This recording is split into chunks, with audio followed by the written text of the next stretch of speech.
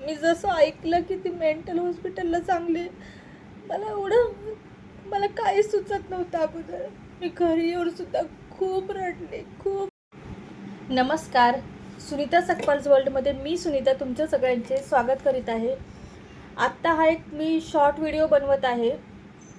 Actually काय झालेलं आहे की समाज आहे ना, हा खूप विचित्र होत चाललेला आहे. मला सांगताना सुद्धा एवढं वाईट वाटतंय की ना, मला बोलायला सुद्धा होईना झालंय. पण ह्या सगळ्या गोष्टी तुमच्या सगळ्यांसोबत खरंच शेअर करायच्या होत्या. गेल्या आठवड्यात माझी एक मैत्रीण भेटली होती मला, की जी स्कूलमध्ये आम्ही दोघी एकत्र शिकलो. आणि मी माझ्या मुलीला सोडण्यासाठी सकाळी गेली होती 7:30 वाजता खाली, आणि ती बाहेर चालली होती कुठेतरी. तर मला जाता जाता बोलली की सुनीता कुठे आलीस खाली? म्हटलं हे काय, दीदीला सोडायला आली आहे मी. म्हटलं तू कुठे चाललीस एवढ्या सकाळी सकाळी? तर मला म्हणाली मी मेंटल हॉस्पिटलला चालले. मला एवढं वाईट वाटलं की नक्की काय झाले मला कळत नव्हतं. आई वडील मुलांना जन्माला घालतात, मुलीला जन्माला घालतात, ते असे हाल करून घेण्यासाठी का? मला एवढं सांगा. मी जसं ऐकलं की ती मेंटल हॉस्पिटलला चांगली, मला काही सुचत नव्हतं अगोदर. मी घरी येऊन सुद्धा खूप रडले, खूप रडले. नंतर मी इथे जे म्हणजे तिच्या बिल्डिंगमधले काही लोक राहतात, मी त्यांच्याकडनं चौकशी केली. मला थोड्याफार गोष्टी माहीत होत्या, पण माझ्यासोबत राहिलेली, माझ्यासोबत शिकलेली माझी मैत्रीण आज तिच्यावरती मेंटल हॉस्पिटलला जाण्याची वेळ आली, हे जेव्हा मी ऐकलं ना, मला खरंच नाही सहन झालं. ह्या गोष्टी नाही सहन झाल्या. मी चौकशी केली तेव्हा कळालं की तिचं लग्न झाल्यानंतर तिला मुलगा झाला, आणि त्यानंतर तिच्या नवऱ्याने तिला सोडलं. आणि त्या गोष्टीचा तिने स्वतःच्या डोक्यावरती एवढा परिणाम करून घेतला की आज ती मेंटल हॉस्पिटलला तिची ट्रीटमेंट चालू आहे. आणि सगळ्यात महत्त्वाचं, तिचा मुलगा 13वीला आहे आत्ता. तिचे आई वडील आहेत आत्ता व्यवस्थित, बहीण आहे चांगली म्हणून सांभाळतात आहेत. पण पुढे काय? आपल्या समाजात आपण कितीतरी अशा स्त्रिया बघतो की ह्या प्रकारे त्यांना हॅरेस केलं जातं. आई वडील आपल्या मुलांना लहानाचं मोठं करतात, मुलीचं छान तिचं चांगलं व्हावं म्हणून लग्न लावून देतात, आणि सासरकडच्या लोकांनी हे अशा प्रकारे करणं खूप विचित्र आहे.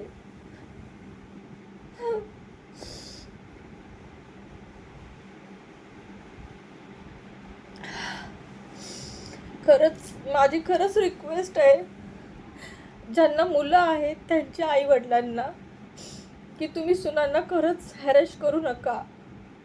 खरंच नको. ते आपण कुणाची तरी लेकरं असतात.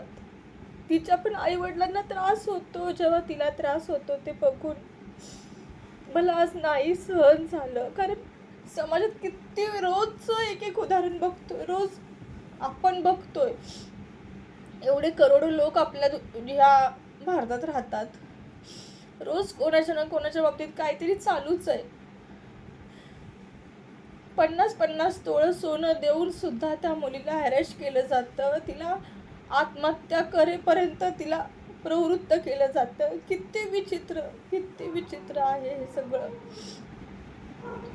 खरंच हे थांबवा, कुठेतरी थांबवा सगळ्यांनी. तिला बोलण्याचा अधिकार नसतो. सकाळी त्या स्त्रीने उठायचं, सकाळी उठल्यापासून आपल्या लेकरांचं आवरायचं, घरचं सगळ्या जबाबदाऱ्या पार पाडायच्या, ऑफिसला जायचं, घरातलं बघायचं.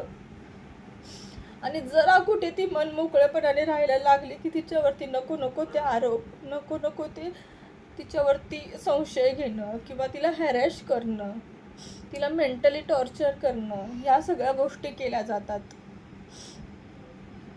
हे असं नका करू. तुम्हाला पण मुली असतील, माझी खरंच रिक्वेस्ट आहे, ज्यांना मुलं आहेत ना त्या मुलांच्या आई वडिलांना माझी रिक्वेस्ट आहे की सुनांच्या बाबतीमध्ये असं नका रे करू. ती मुलगी मरताना आपण आता कितीतरी उदाहरणं बघतोय, रोजची पेपरला तर उदाहरणं येतात, टी व्हीवरती बघतोय, फेसबुकवरती बघतोय, इन्स्टावरती बघतोय की आज हिने जीव दिला, आज हे झालं ते झालं. आणि मला अगोदर काय वाटत नव्हतं, पण म्हणतात ना, जेव्हा आपल्या जवळच्या व्यक्तीच्या बाबतीत ते घडतं ना, तेव्हा खूप विचित्र वाटतं. आज जेव्हा ती रस्त्यावरून येते किंवा माझ्यासमोर कधी कधी आता ह्या 2-3 दिवसामध्ये येते ना, मला तिच्याकडे बघायची पण हिंमत होत नाही. का तर आम्ही दोघी एकत्र वाढलोय, एकत्र राहिलोय आम्ही दोघी. आणि आज त्या माझ्या मैत्रिणीवरती मेंटल हॉस्पिटलला ट्रीटमेंट घेण्याची वेळ येते. म्हणजे किती विचित्र.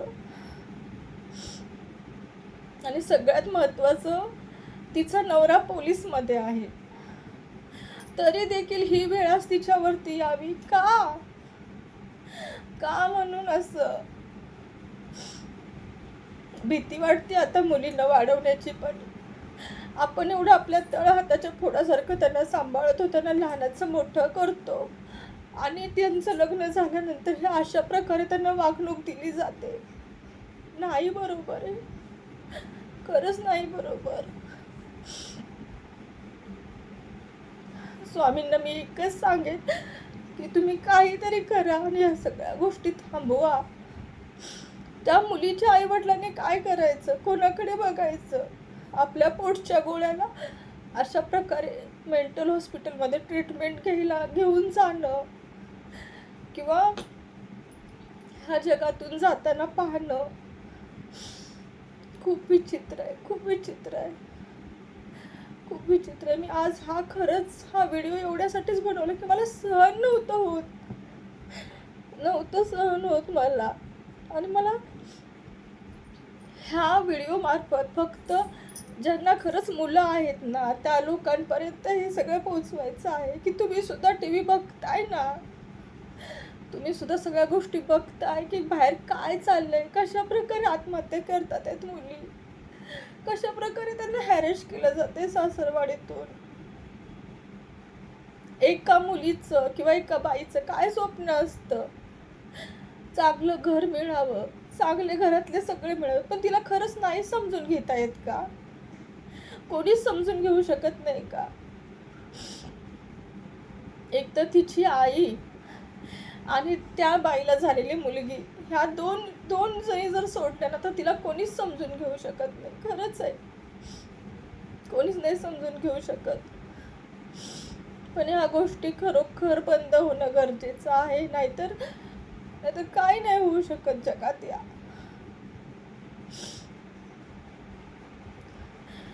सून जेव्हा कामावरून घरी येते तेव्हा तिला कोणी विचारत नाही, तू थकलीस का ग, तुला कंटाळा आलाय का ग? आल्या आल्या बॅग टाकायची की लगेच कामाला लागायचं. पण तेच जर मुलगा कामावरून आला ना, की माझा बाबा किती लांबनं प्रवास करून येतो, किती कष्ट करतो, हे त्या व्यक्तीच्या बाबतीत, हे मुलाच्या बाबतीमध्ये शब्द असतात.